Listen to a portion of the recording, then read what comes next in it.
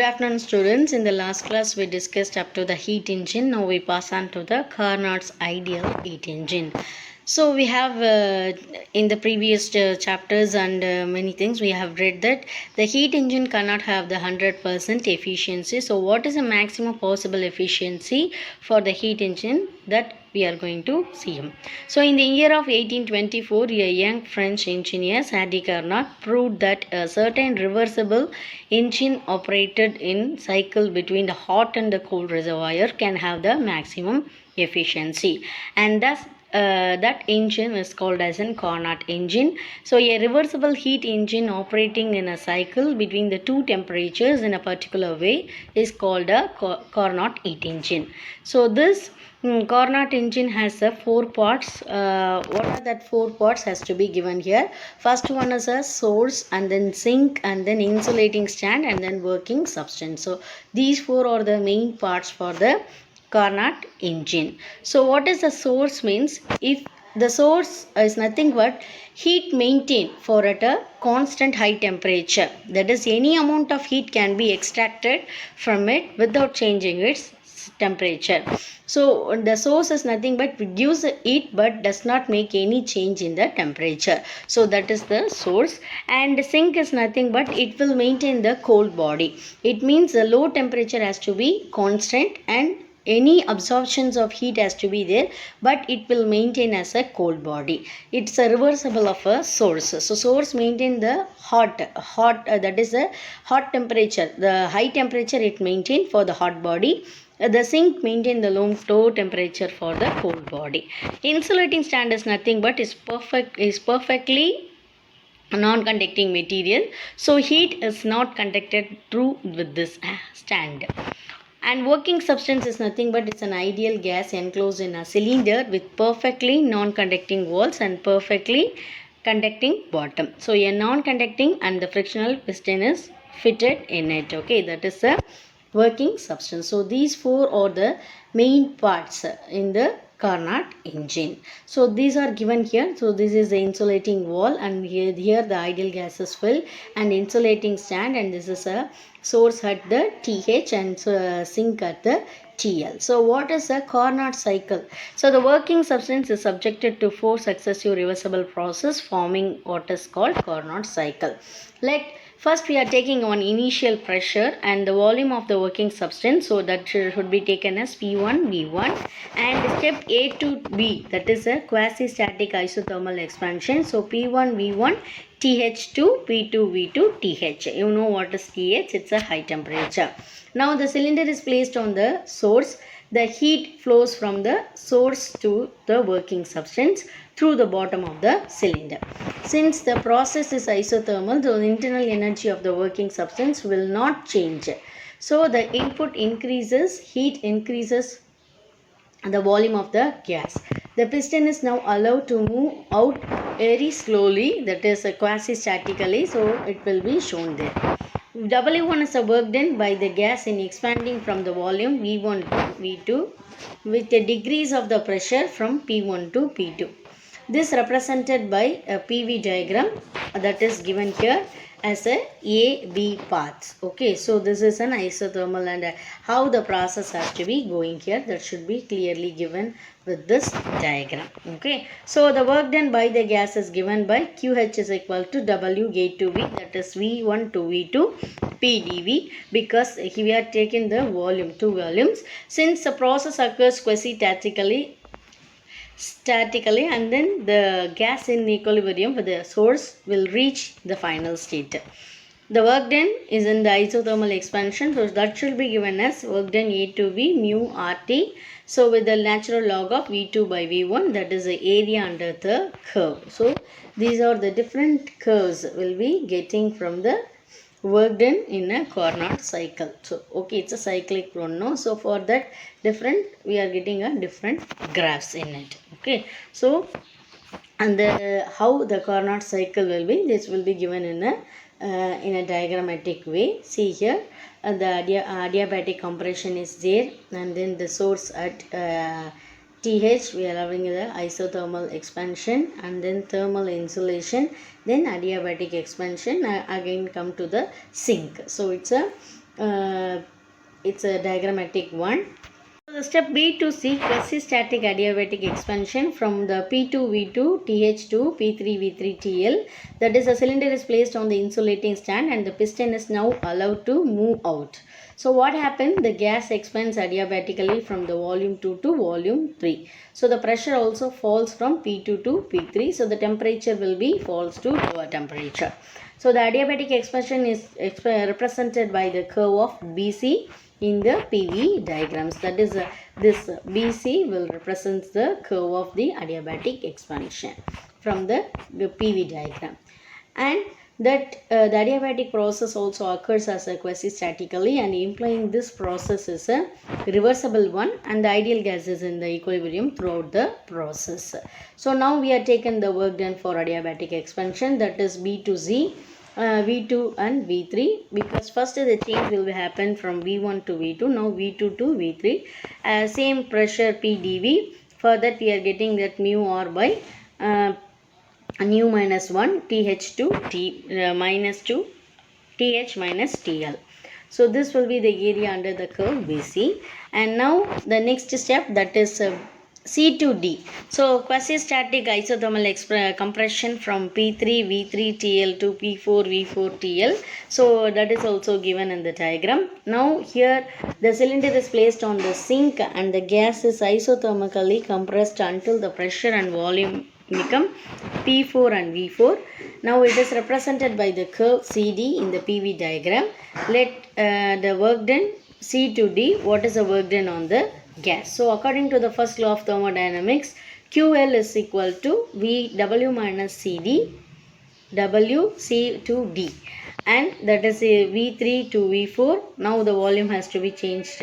Okay, so that is PdV, that is mu RTL natural log of V4 by V3, that is minus mu RTL natural log of V3 by V4. Now the area is under the curve of CD.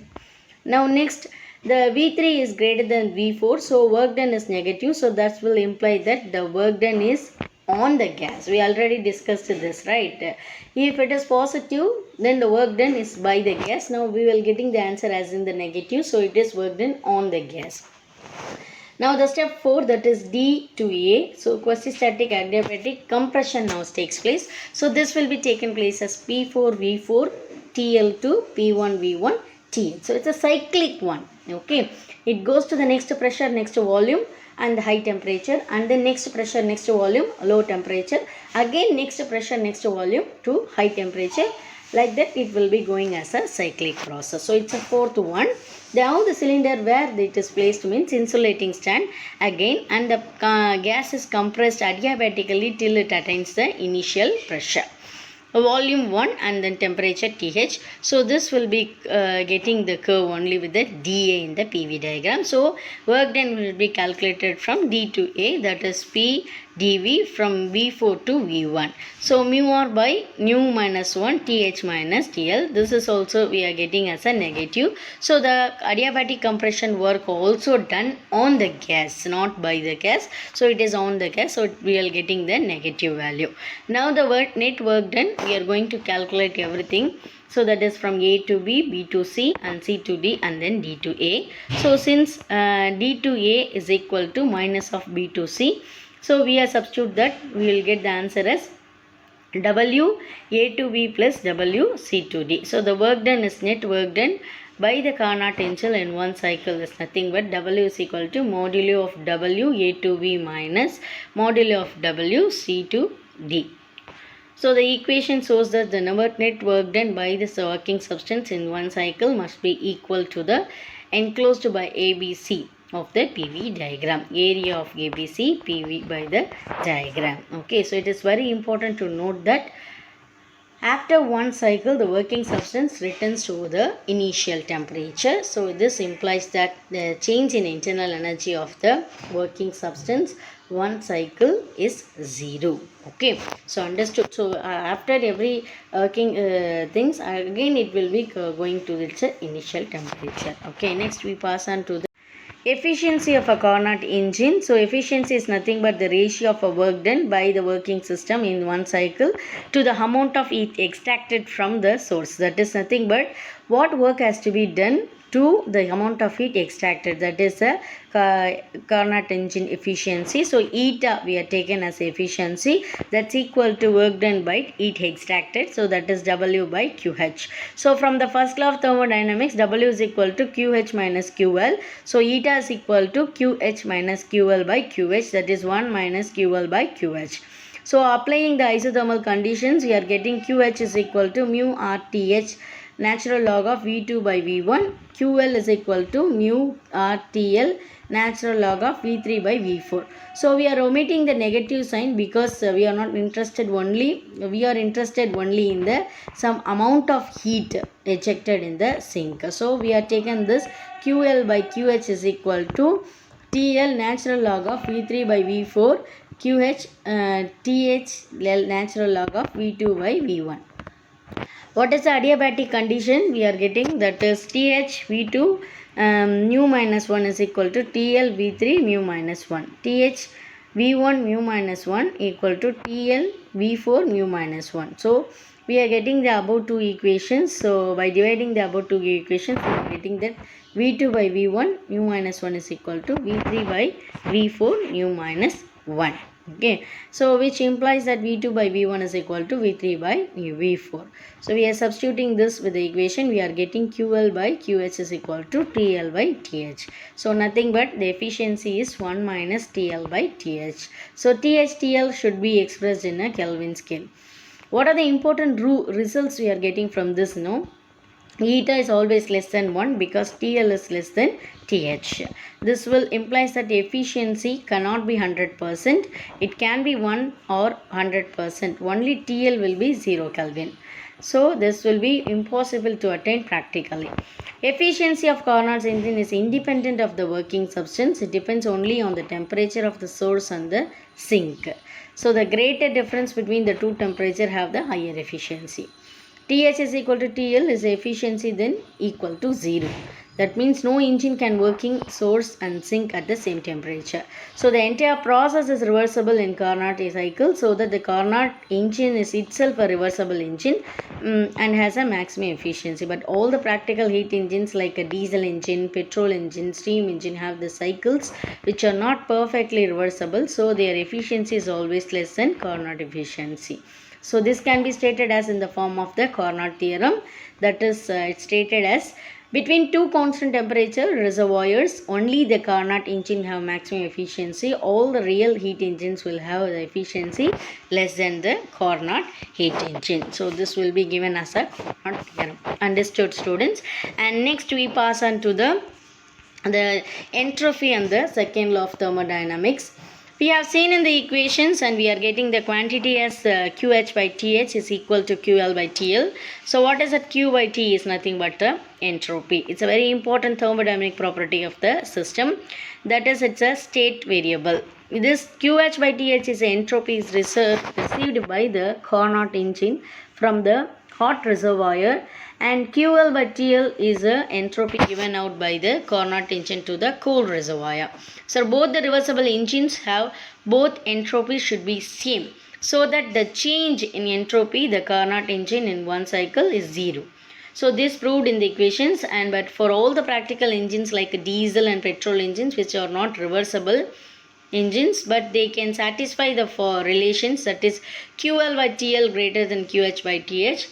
In fact, we can reformulate the second law of thermodynamics as follows. For all the processes that occur in nature, that is an irreversible process, the entropy always increases for irreversible process increases, and for the reversible process the entropy will not change.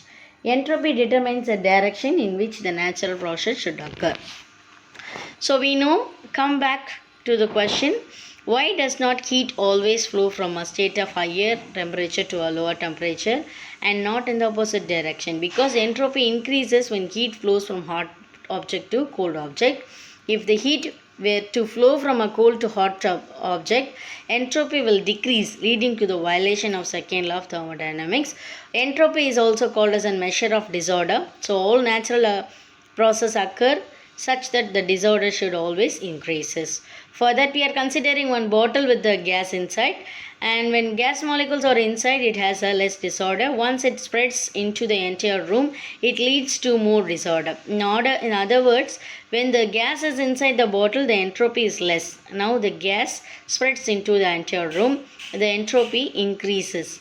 From the second law of thermodynamics, entropy always increases. If the air molecules go back into the bottle, the entropy should increases, which is not allowed by the second law of thermodynamics. The same explanation also applies to the drop of ink diffusing in water, and once a drop of ink spreads, its entropy increases. The diffused ink can never become a drop. So the natural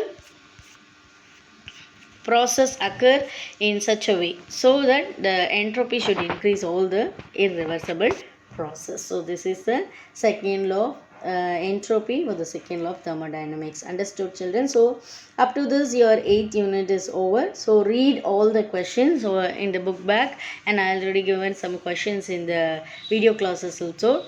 So you read all the questions and also read the important derivations and everything.